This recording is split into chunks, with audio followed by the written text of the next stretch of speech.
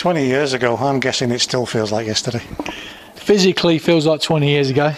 Mentally feels like yesterday. Do you know what? Coming back to Carlisle, and I've been back for a few years now, as soon as I come back here, it feels like yesterday. I walked out on the pitch earlier and stood where I did when the ball came in, and it's just brought back great memories. Does it still bring back the emotion and everything that you were feeling on the day of the game and afterwards? Yeah, I think it does. The run up to the game was apprehension, anxiousness, uncertainty. Obviously, the day of the game, you focus and you concentrate on what your job is.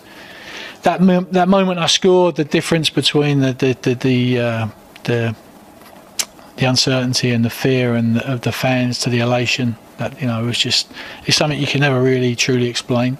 It's something you only probably feel once in your life. It was such a magical moment, and just being out on the pitch earlier today, brought it all back to me.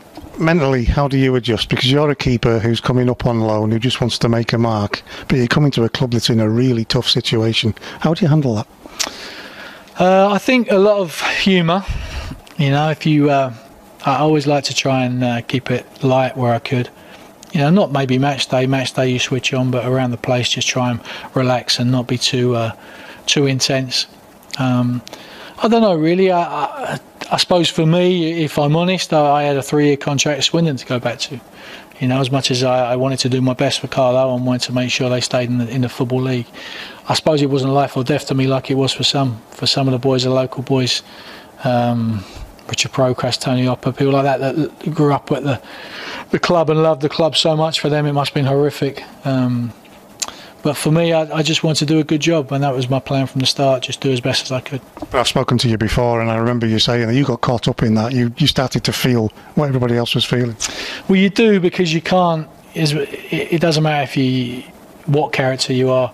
If you've got people around you that are desperate for the club to do well, people around you that have seen the club through the years, that have passion for the club, you do become part of it. I think after the goal, I probably understood it more, if I'm honest, than before the goal. The history the club had, how long they've been in the Football League. I didn't know all that stuff really before. Afterwards, when you talk about it and people explain other bits to you, you realise the importance of the moment. I was watching you, Jimmy, as you got to the edge of the 18-yard box. You're looking at Nigel, you're looking at the bench. At what point did you know you'd been waved forward? Well, I always like to be fair. I've tried to go up other times at other clubs and managers waved me back. I don't think they liked the thought of me. They knew how much I wanted to score, probably. They were just being difficult. But Nigel, to his credit, he waved me up. He said, "You might as well, son. This is it, really. You might as well go for it." And so at that point, then you go into autopilot. You look for the corner. It hasn't been taken. That's what you hope. You hope Graham Anthony sees you running up the pitch. There's nothing worse than getting to the edge of the box. He wings the corner and you're nowhere near it. So fortunately, whether he saw me or not, the timing was right. Great header from Scott Dobie, and then it just fell to me off the keeper and bang. Did you realise at the time the enormity of what had just happened? No, I don't think so. Obviously, before the game, you got to win. So I knew at that point that we'd won the game. I didn't know what the score was, the Scarborough score.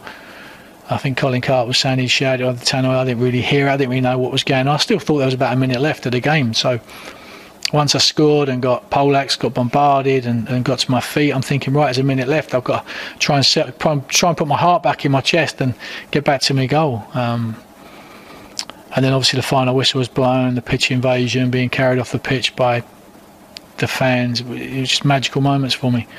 And then afterwards you understand really, afterwards when the press and everyone wants to speak to you and everybody, you see it in everyone's eyes. That's the difference. Some of these hard-nosed, hardened journalists that go around the country covering football, you see it in their eyes. They look like a glazed over look, where they can't believe it. And I think things like that stick with me really. It is one of football's iconic moments, and it's you. Do you have to pinch yourself sometimes? Yeah, I do, and my life went a very different direction. Football for me afterwards didn't go well, and I fell out of football. I ended up working in an IT company, having a taxi business. Lots a very, very, very different life to what I had as a footballer.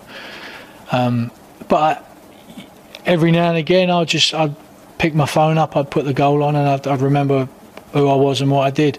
I think over the years it's helped me just remember that I was a footballer.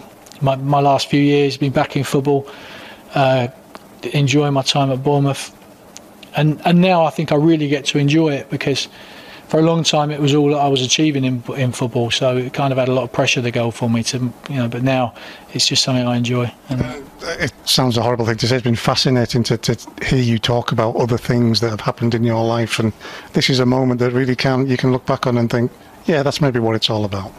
Yeah, definitely, because I love football. I always loved football. As a kid, I was out in the parks playing till the sun went down. As a young footballer, young professional footballer, I was the last one off the training pitch with great passion. I think that showed through in my performances. I think at the end, when football turned sour for me, I lost focus on that. I lost focus on what it was about, and probably didn't get to enjoy what I had achieved in football. But time away, reflecting on my career, reflecting on the things I probably could have done better, and then getting the chance to get back into football with Bournemouth. I always said if I ever get a chance to get back in it, I'll do it properly, and so far I have been. I'm really enjoying it, and it means the goal and the goal. It's not my goal; it's the goal. It's football's goal. It's not mine. I'm a part of it. I get to enjoy it. I get the glory from it. But it's football, but owns the goal, really, not me. Just finally, Jimmy, do you ever get sick of talking about it? Fortunately not. Fortunately not. No, it was just a great moment. You can't get sick of talking about great moments. It brings smiles to people's faces. It's what life's about. It's about happiness. So if people want to talk to me about it, I'm more than happy to keep talking.